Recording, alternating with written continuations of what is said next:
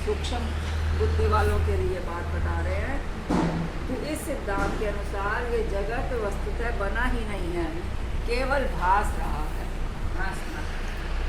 जैसे स्वप्न में कुछ होता है नहीं, भासता है, वैसे ही जगत बना नहीं है, केवल भास रहा है, प्रतीत हो रहा है। इस प्रकार ये 3 सिद्धांत हो गए। सृष्टि, दृष्टिवाद, यानी पहले 5 भूत बने, फिर कर्मेंद्रियां, ज्ञानेंद्रियां, प्राण, अंतःकरण आदि बने। दृष्टि सृष्टिवाद माने पहले संकल्प प्रकट हुआ, फिर ज्ञानेंद्रियां, कर्मेंद्रियां वगैरह बनी, फिर 5 भूत प्रकट हुए। अज्ञातवाद माने कुछ बना बनाया नहीं है, केवल नाश। परंतु ये सब बनना आपको सत्य होने के लिए नहीं समझा रहे हैं, ये समझाने के लिए समझा रहे हैं कि वस्तुतः जगत कुछ भी नहीं है। यदि सृष्टि दृष्टिवाद की ओर से देखो तो सारा जगत 5 भूतों से अलग कुछ नहीं। पृथ्वी जल से, जल अग्नि से, अग्नि वायु से, वायु आकाश से, आकाश संकल्प से, ख्याल से, और ख्याल संकल्प परमात्मा से अलग कुछ नहीं। वाह क्या बात है, सब एक दूसरे का पल्ला पकड़े होंगे। एंड में तो सिर्फ परमात्मा ही परमात्मा, बचना कुछ नहीं, बचना कुछ नहीं है। अतः परमात्मा ही सत्य मात्र है। यदि दृष्टा में आ गई है, सृष्टि कहीं नहीं है। दृष्टि दृष्टा में आ गई है, सृष्टि कहीं नहीं है। अज्ञातवाद में भूतों से बना समझो, चाहे इसे मन से बनी समझो, वस्तु का ये है ही नहीं। बंध्या के पुत्र की कहानी है। इस तरह से पृथक पृथक सिद्धांत पृथक पृथक बुद्धि वालों की योग्यता अनुसार, पात्रता अनुसार कहे गए हैं, बताए गए हैं। इस प्रकार से ये एक लंबा स्वप्न है, चित्त की भटकना है, केवल लंबा मनोराज्य मात्र है। हे राम, जिस संसार को हम इतना महत्व दे रहे हैं, वस्तुतः वो कुछ है ही नहीं। इस सब मन की, ये सब मन की कलना है, कल्पना है, कल्पना कल्पना ही हुई, उसमें पावर छूट गया राइटिंग में। हम जिसे महत्व देते हैं, बड़ा बना देते हैं, वही बड़ा हो जाता है। बड़ा देवता कौन सा है? जिसे ज़्यादा आदमी मत्था टेकें। बड़ा महात्मा कौन सा है? जिसे ज़्यादा आदमी माने। यानी आपने ही बड़ा बनाया है, दूसरा बनाने वाला कोई और है ही नहीं। लोग मुझसे पूछते हैं, स्वामी जी सबसे अच्छा आदमी कौन सा है? मैं क्या कहूँगा? जो मेरे काम आए, जो मुझे नमस्कार करे, मुझे प्रसन्न करे। ये क्या है? ये अपने अपने हिसाब से संसार का वर्गीकरण है। जहाँ अनुकूलता होती है, व्यक्ति समझता है कि ये बड़ा अच्छा है। जहाँ प्रतिकूलता होती है, वहाँ तो समझता है कि ये बड़ा खराब है। मुझे नमस्कार नहीं किया इसने, स्वामी जी ये बड़ा नास्तिक है।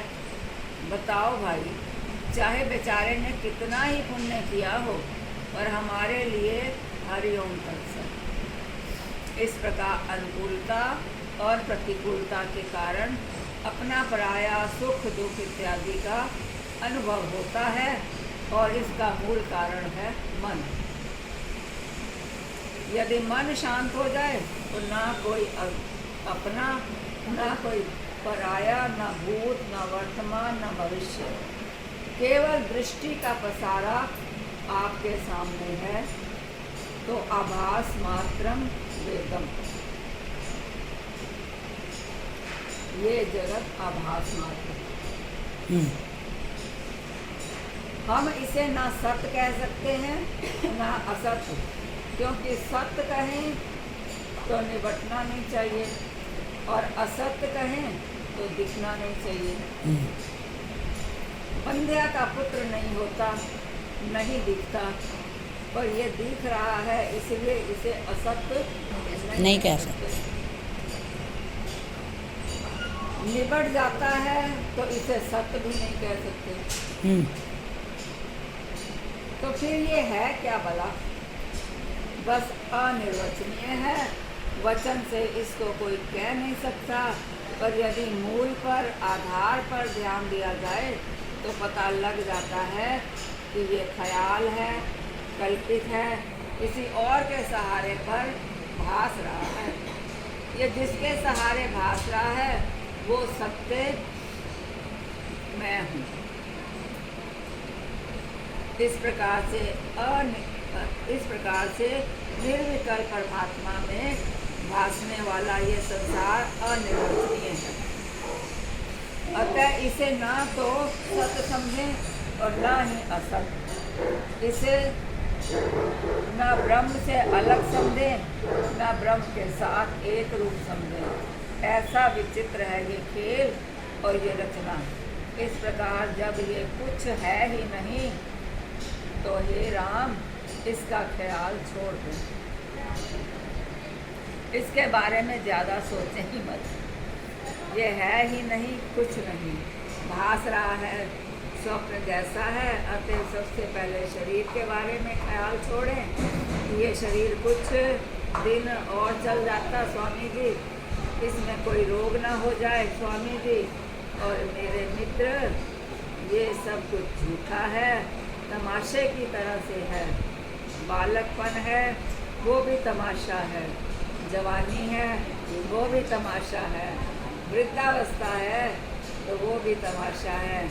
जब तुम बालकपन में नाचते कूदते हो, तुम्हारी माँ क्या देखती है? कौन देख रहा है? कौशल्या, दशरथ, अन्य दोनों माताएं और कहने वाला भी तुलसीदास और स्वयं राम जी। जिस बात को अन्य सभी देख रहे हैं, क्या राम जी स्वयं उस बात को नहीं देख रहे हैं? नहीं नहीं, राम जी भी इसी बात को देख रहे हैं। किसकी वजह से?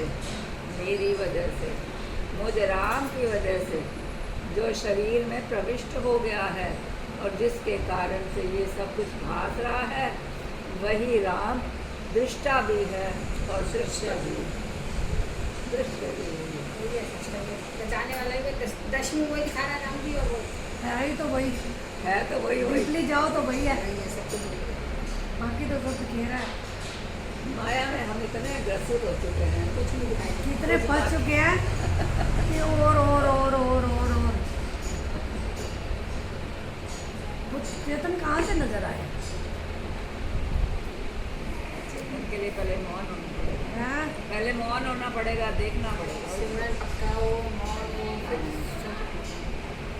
मौन हो गए तभी कुछ नजर आएगा कि मेरे अलावा भी कुछ और है, शरीर के अलावा ही, संसार के अलावा है।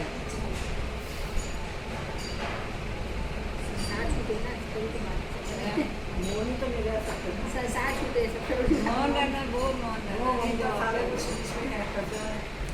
चलो। अपने से जुड़ते जुड़ते है। मुझ राम की वजह से जो शरीर में प्रविष्ट हो गया है, जिसके कारण से ये सब कुछ भास रहा है, वही राम दृष्टा भी है और दृश्य भी है। जैसे किसी का है बड़ी मुश्किल, समझ आ जाए तो बड़ी सरल है। नहीं नहीं, मैं ये नहीं कह रही, गीता में कहना ये तक संतों की है ना, किसी गुरुओं की अनुभव, राम का भी आ गया, कृष्ण का भी आ गया। किसी गुरुओं की है ना। जैसे किसी काष्ठ में अग्नि प्रवेश कर जाए तो उसे क्या बोलते हैं? अग्नि। वो अग्नि कैसी है? हैं? काष्ठ वाली अग्नि, जैसे काष्ठ में अग्नि विद्यमान है वैसे ही शरीर में भी राम विद्यमान है। और वही मैं हूँ।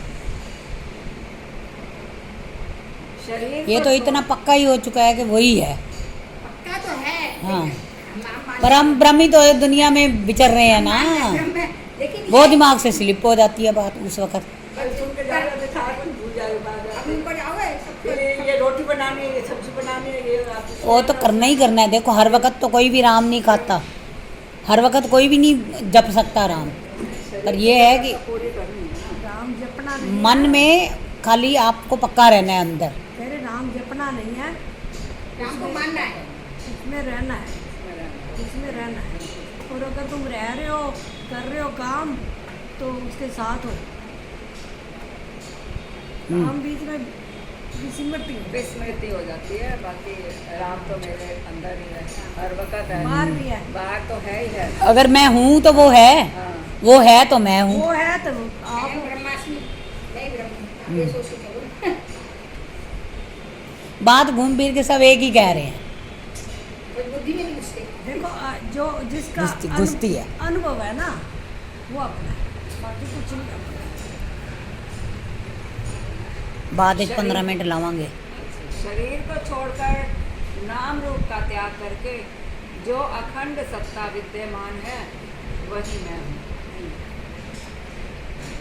इसी तरह से देखने वाला शरीर के अंदर बैठकर अन्य शरीरों का तमाशा देख रहा है। वाह भाई वाह। और मजे की बात ये है कि अन्य शरीरों में भी वही बैठा हुआ है। इसी की सत्ता से सब शरीर चल रहे हैं। इस प्रकार जब दूसरे तुम्हारा तमाशा देख सकते हैं तो तुम क्यों नहीं तमाशा देख सकते। जब तुम बुढ़ापे में चलते हो हाथ में लाठी लिए हुए और कमर झुकाकर, तो लोग कहते हैं कि देखो बुढ़ा जा रहा है, तो तुम चिढ़ते क्यों हो। तुम भी देखो और कहो कि हाँ जा रहा है। बुढ़ापे को स्वीकार करो, तुम भी तमाशा देखो। शरीर ही तो बुढ़ा हुआ है, तुम तो वही हो। तुम्हारे में तो लेश मात्र भी फर्क नहीं आया। तुम तो सदा एक रस पदार्थ हो। जब पड़ोसी के लड़के की शादी होती है तो होने दो, ये तो होता ही रहता है, क्या फर्क पड़ता है। और जब तुम्हारे लड़के की शादी हो तो ये खास बात है, ये भी होता ही रहता है। अरे सब तमाशा है। स्वस्थ शरीर और रोगग्रस्त शरीर दोनों ही तमाशा हैं। जिंदा शरीर और मुर्दा शरीर दोनों ही तमाशा हैं। दूर खड़े होकर देखना ये है। अपना निरीक्षण हर एक ने खुद करना है। निरीक्षण तो खुद ही है।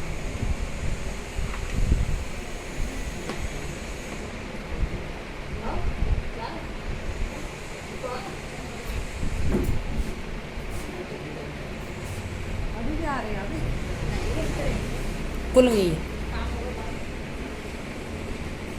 जब व्यक्ति को ले जाते हैं तो कहते हैं राम राम राम राम सत्य है।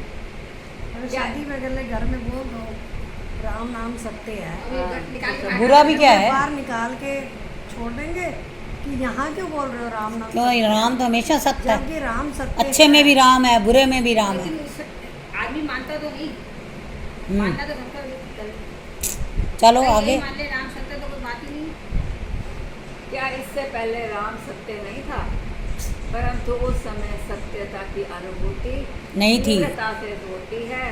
ये क्षणिक वैराग्य के कारण होता है। गीत गाते हैं जब तेरी डोली निकाली जाएगी, जब बिना तेरी- मुहूर्त के उठा ली जाएगी। हम इसका उत्तर यूँ देते हैं, जब मेरी डोली निकाली जाएगी मेरा क्या बिगड़ेगा, खाली जाएगी। वेदांत रूपी औषधालय है यहाँ, पीकर अमरता की बूटी जहाँ, मौत भी चेरी बना ली जाएगी। मेरा क्या बिगड़ेगा, खाली जाएगी। पूरी हो